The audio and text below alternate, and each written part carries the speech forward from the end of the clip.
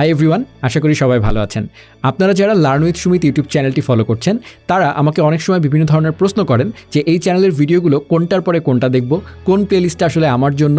অনেক সময় যারা বিগিনার তাদের জন্য এই প্রবলেমটা বেশি হয় যে তারা বুঝতে পারেন না কোন প্লেলিস্টটা দিয়ে তারা শুরু করবেন, বা অনেক সময় যেটা দেখা যায় যে খুব অ্যাডভান্স লেভেল একজন ডেভেলপার খুব বিগিনার লেভেলের একটা ভিডিও দেখে হাস্যকর কমেন্ট করে চলে যাচ্ছেন। বাট এইসব বিভিন্ন প্রবলেমগুলো যেন না হয় এবং কোন ভিডিওটা কার জন্য, এবং আমি মূলত বিগিনার অ্যাডভান্স সবার জন্যই যেহেতু ভিডিও বানাই সেই কারণেই মূলত এই প্রবলেমটা হয়। তবে এই কনফিউশনগুলো যেন একটু কম হয় সেজন্যই আজকে আমার এই ভিডিওটা। এবং অ্যাকচুয়ালি এই ভিডিওটা দেখলে যারা বিগিনার তারা উপকৃত হবেন, যারা অ্যাডভান্স তাদের জন্য ভিডিওটি নয়। সো বিগিনার লেভেলে যারা আছেন তারা অ্যাকচুয়ালি এই গাইডলাইনটার অপেক্ষায় থাকেন সবসময়। সো তাদের জন্যই আজকে মূলত এই ভিডিওটা। এবং এই ভিডিওটা দেখলে আপনারা বুঝতে পারবেন যে অ্যাকচুয়ালি একজন ওয়েব ডেভেলপার হয়ে ওঠার পেছনে লার্ন উইথ সুমিত হয়তো ক্ষুদ্র একটা ভূমিকা রাখলেও রাখতে পারে আপনার জীবনে। সেই জিনিসটাই একটু বোঝানোর চেষ্টা করব আমি। যদি আপনার কোনো উপকার হয় তাহলে সেটাই আমার সার্থকতা। তো চলুন আজকের ভিডিওটি শুরু করে দেওয়া যাক।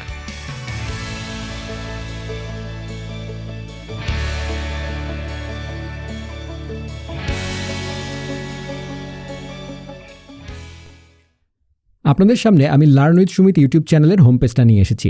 এবং এই চ্যানেলটাতে আসার পরই বিগিনারদের সবার আগে যে প্রশ্নটা থাকে, এখানে তো অনেক ভিডিও, কোন ভিডিও আগে থেকে আমি শুরু করব, কোনটা আমি আগে দেখব। সো সেটা সম্পূর্ণভাবে ডিপেন্ড করে আপনি এখন কোন স্টেপে আছেন তার উপরে। আপনি যদি একদম পিওর বিগিনার হন, ওয়েব ডেভেলপমেন্টের কিচ্ছু কখনো দেখেননি, তাহলে আমি বলবো এখানে আপনার এসে আগে লাভই নাই। আপনি সবার আগে যেটা করবেন সেটা হচ্ছে আমাদের ওয়েব ডেভেলপার হওয়ার জন্য আমাদের আগে HTML CSS জানতে হবে। আমি HTML CSS নিয়ে এখানে কোনো প্লেলিস্ট দেইনি। সো যার কারণে আপনাকে যেটা আমি রেকমেন্ড করি সেটা হচ্ছে w3schools.com। হ্যাঁ, এখানে আপনারা যাবেন।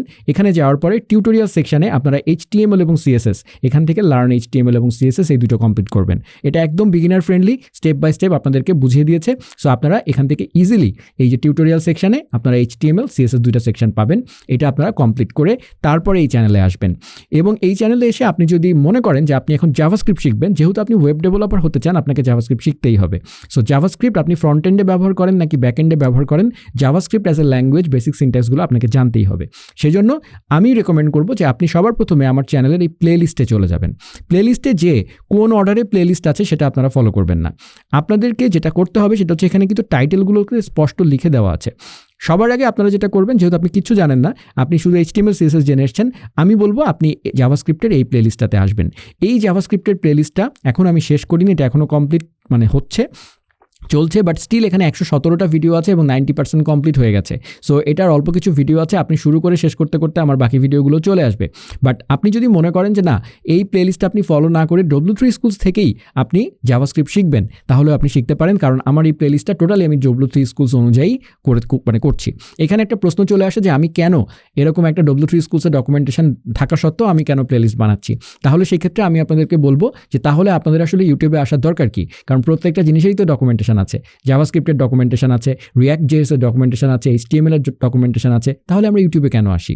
সো আপনারা যখন ভিডিওগুলো দেখবেন তখন আপনারা বুঝতে পারবেন যে আমরা যখন লেখা পড়ি তখন সেই লেখার মধ্যে এক্সপ্রেশন থাকে না, বাট আমরা যখন ভিডিও দেখি তখন সেখানে এক্সপ্রেশন থাকে এবং এক্সপ্ল্যানেশন থাকে। সো এই প্রশ্নটা অবান্তর।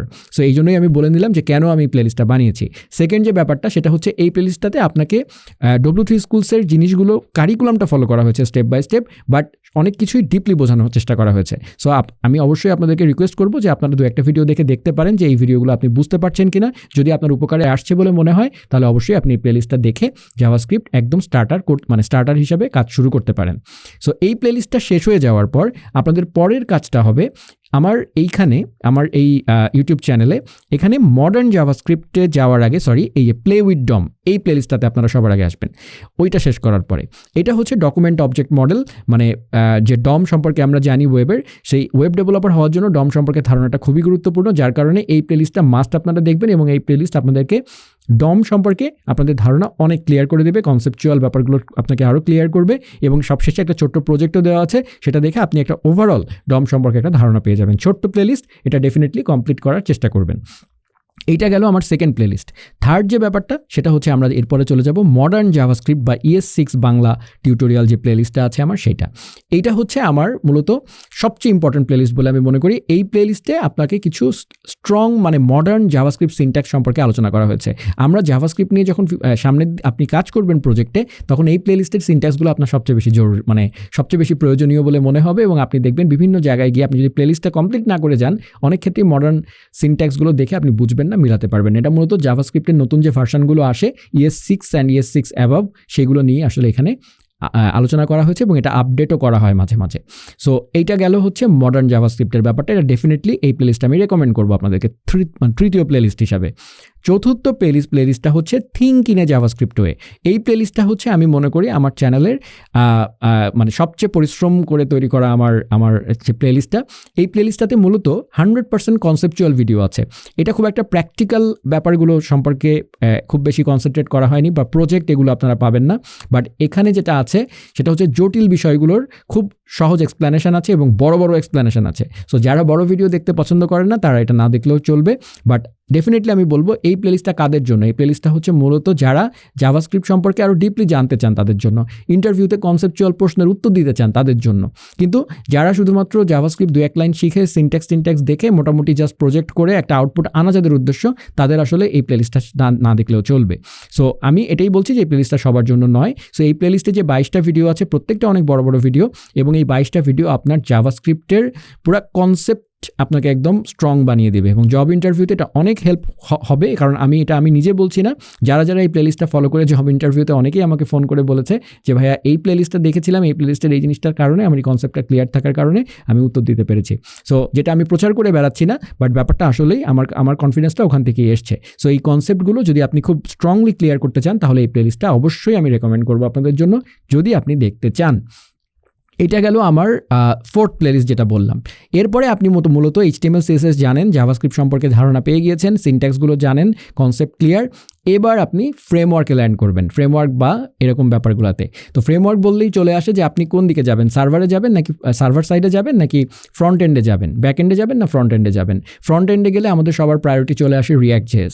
সো আমি কখনোই বলবো না React.js হচ্ছে সবচেয়ে ভালো, React.js হচ্ছে ওয়ান অফ দ্য বেস্ট, হ্যাঁ, কিন্তু কখনোই বেস্ট মানে বলা যাবে না। সো আপনি কোনটা শিখতে চাচ্ছেন সেটা হচ্ছে মানে গুরুত্বপূর্ণ। আপনি Vue.js শিখতে চাইতে পারেন, আপনি React.js শিখতে চাইতে পারেন, যে কোনোটা আপনি শিখতে চাইতে পারেন।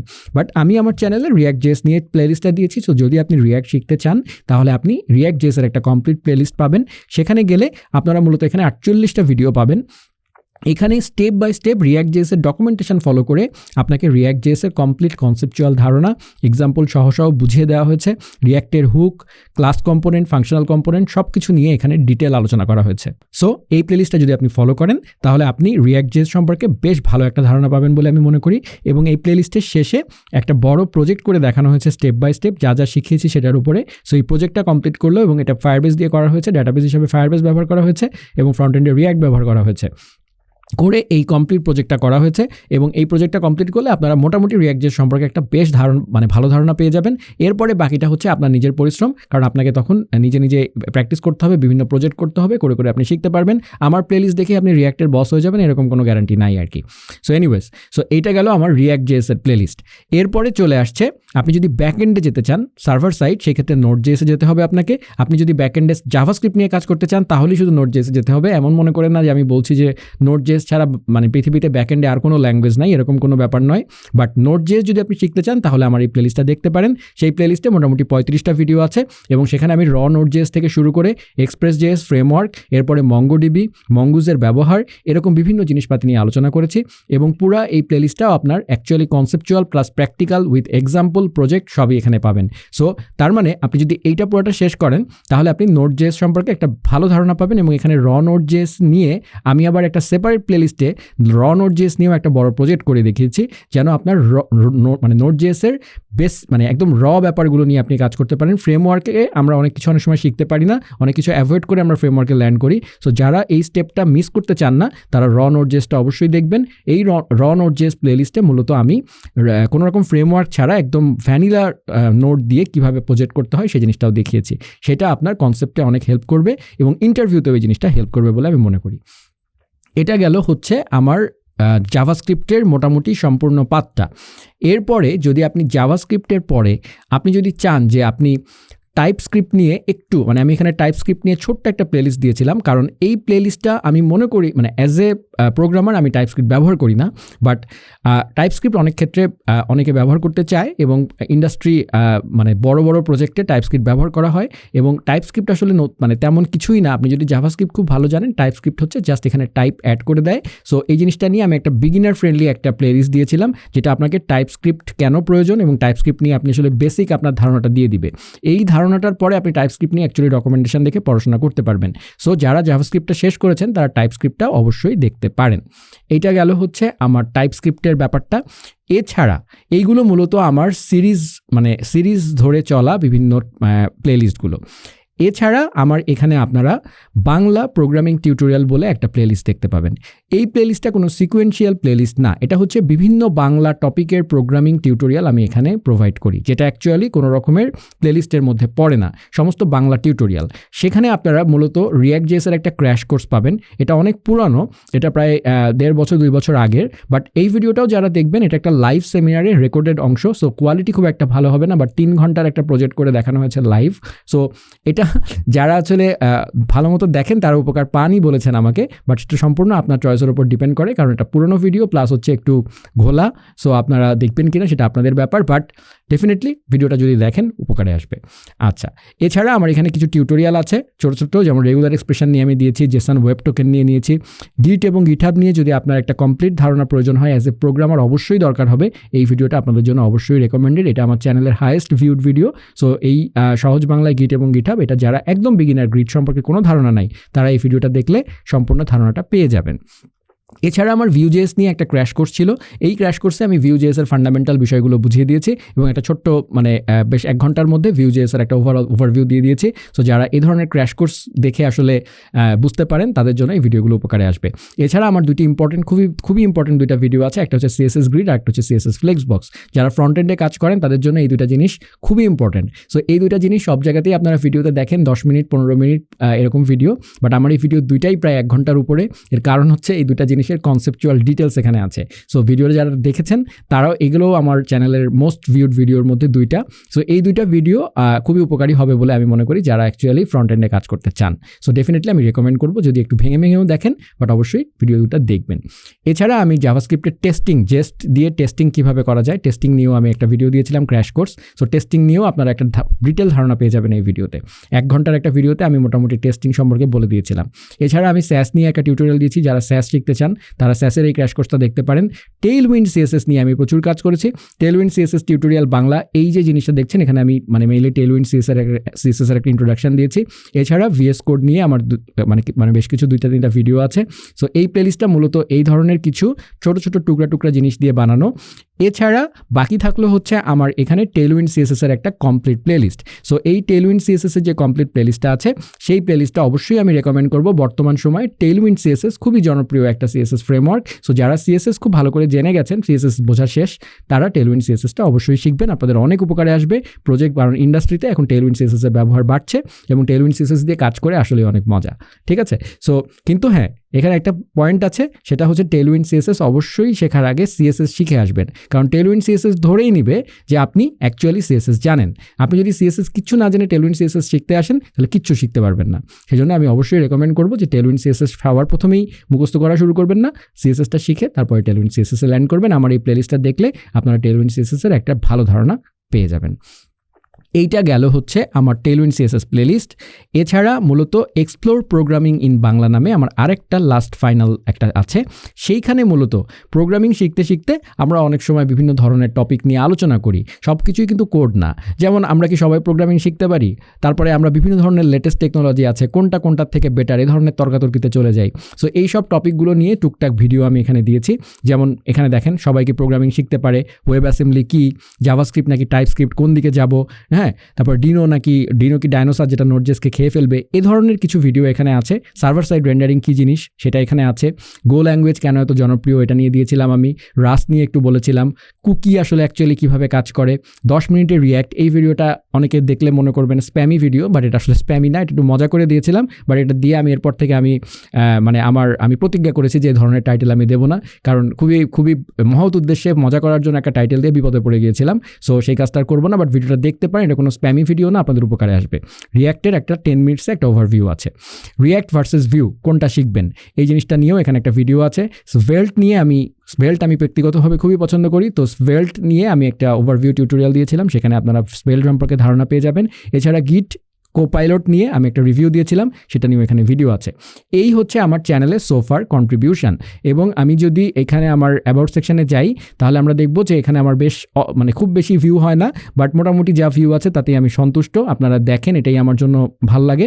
সো আপনারা যদি এই চ্যানেলে কোনো জায়গায় আটকে যান বা কোনো কিছুতে বুঝতে না পারেন, তাহলে আপনাদের জন্য আমাদের একটা ফেসবুক গ্রুপ আছে। সেই ফেসবুক গ্রুপে মূলত আমরা এটা মেনটেন করি। এখানে মূলত প্রায় 45,000-এর মতো মেম্বার আছে, এবং এখানে আমরা চেষ্টা করি যত দ্রুত সম্ভব উত্তর দেওয়ার, বা বিভিন্ন কমিউনিটির মেম্বাররা, যেহেতু প্রচুর মানুষ এখানে আছেন, তারাই আসলে প্রশ্নের উত্তর দিবেন, আমিও মাঝে মাঝে উত্তর দিব। সো এখানে আপনারা অ্যাকচুয়ালি একটা কমিউনিটি পাবেন, যেখানে অ্যাকচুয়ালি আপনাদের প্রবলেমগুলো আপনারা শেয়ার করতে পারবেন এবং উপকার পাবেন।